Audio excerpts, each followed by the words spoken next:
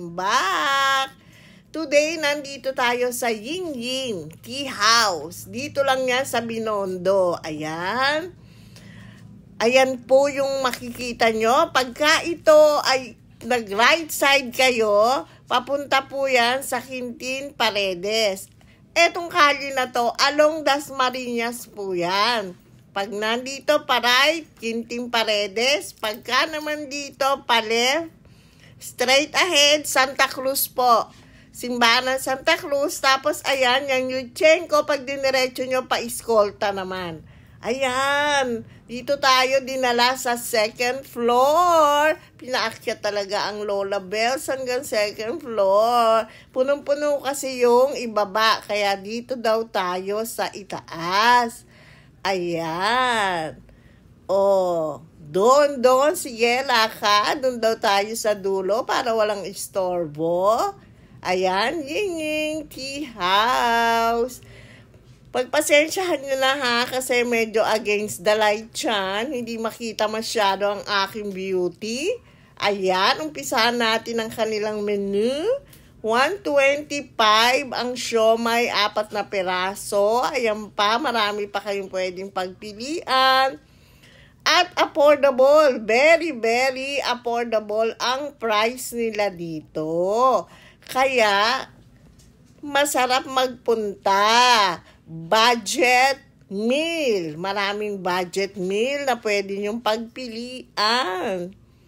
Today, ang in-order namin ay isang siomay, isang spare ribs, at saka yung kanilang rice set na lechong kawale with asado. Kasama na ang rice. Ayan, 210 pesos only.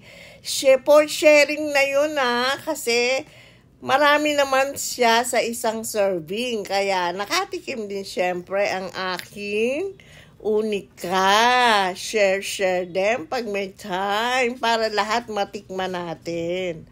Ayan. Ang dami niyong pwedeng pagpilian. May toppings, rice toppings sila. Mayroon silang mga noodles, congee, sizzling, vegetable, fried rice, variety ng fried rice. Ang dami. Mga roasting, beef, chicken, pork. Marami kayong pagpipilian. Squid, shrimp, soup. Ayan. Mayroon din silang mga drinks dito. Black gulaman, kape. Ayan. Pili na lang kayo dyan kung ano ang bet nyo. Oops! Ang aking tagabayad. Pag-antay pa tayo ng pasahod ni YouTube. Pag sumasahod na ako, mas bongga ang kakainan namin. Pero sa ngayon, dito lang tayo sa budget meal. Ayan na, dumating na yung aming mga order with mango juice. Ang mango juice nila, mga dear, for sharing din. Hindi nyo mauubos ang isang baso.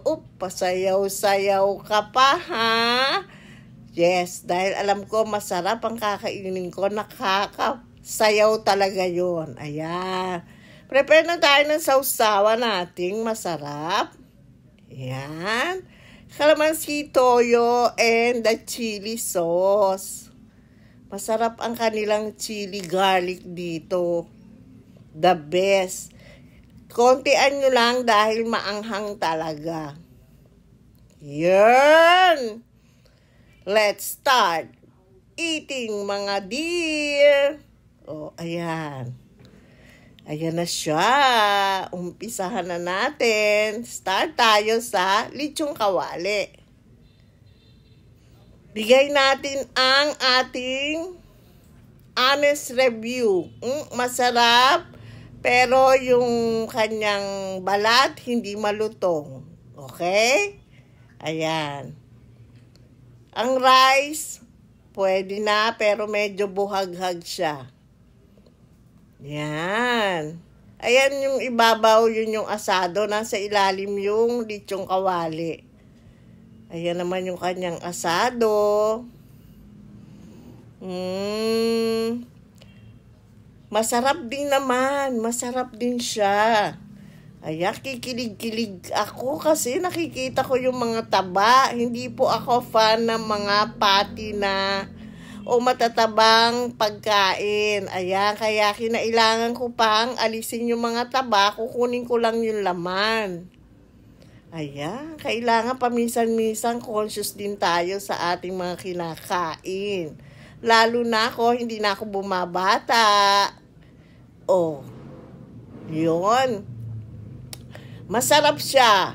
Ang aking dyan ay 8 out of 10. Ayun, 8 out of 10. Yung 2 points, lagay natin yon, medyo maraming taba. Oops, dito na tayo sa siomai. Siomai, yum yum yum. Yung siomai niya sobrang siksik at saka malaki po. Malaki.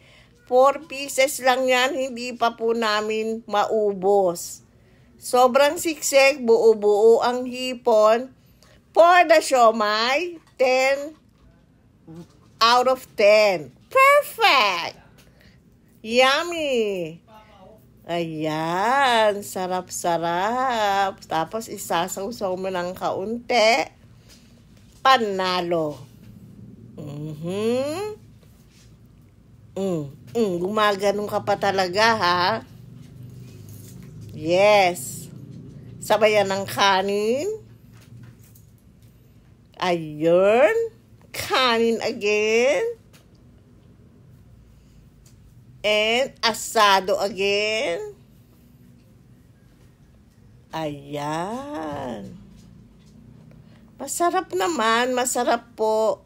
At ang masarap din doon, affordable. Kayang-kaya ng mga bulsa natin yan. Ayun. Siomai, ang sarap. The best. Huwag kayong kakain ng hindi mag-o-order ng siomai. Mamimiss nyo ang sarap. Buo-buo ang kanyang shrimp. Hindi tinipid. Walang extender. Ayun. Next natin ang spare ribs. Ayan. Spare ribs na nilagyan ng tausi. O, diba? Pakit syempre ang subo, kaya hiwain muna natin. Small portion muna. Ayan. Ayan, ayan. Yummy din niya. Marami na po kaming nakainan na spare ribs na orderan. Hindi ko nababanggitin yung mga resto. Pero sa Ying-Ying, 7 out of 10. Bakit 7 out of 10? Kasi hindi siya ganun ka lambot. Medyo chewy. Ayan, medyo lumalaban. Not like sa ibang natikman namin, talagang napakalambot. Ayan. Yung mango juice, okay din. Ayan.